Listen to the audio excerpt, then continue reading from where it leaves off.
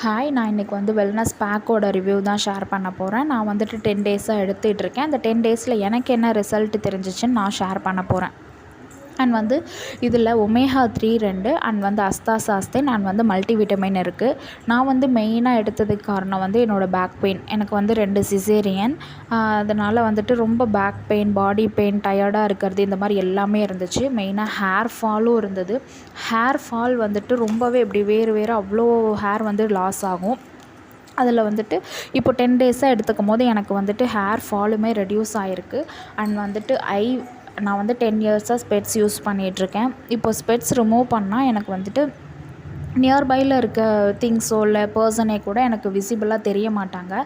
கொஞ்சம் கிளாராக தான் இருப்பாங்க. இப்போ வந்துட்டு அந்த 10 டேஸில் நான் பார்க்கும்போது எனக்கு கொஞ்சம் இப்போ விசிபிளாகவும் தெரிகிறாங்க. அண்ட் வந்து பேக் பெயின் வந்துட்டு இப்போ மார்னிங்லாம் நான் எழுந்திரிக்கும் போது எனக்கு ரொம்ப டயர்டாகவும் இருக்கும். பெயின் ரொம்ப இருக்கும். என்னால் எழுந்திரிக்கவே முடியாது மார்னிங். இன்னும் ஒரு 5 மினிட்ஸ் படுத்துருக்கலாம், 5 மினிட்ஸ் அந்த மாதிரியே தான் இருக்கும். இப்போ வந்துட்டு நான் 10 டேஸாக எடுத்ததுக்கப்புறம் எனக்கு வந்து பேக் பெயின் கொஞ்சம் ரெடியூஸ் ஆகிருக்கு. நான் இப்போ கொஞ்சம் ஆக்டிவாகவும் இருக்கேன். தேங்க்யூ.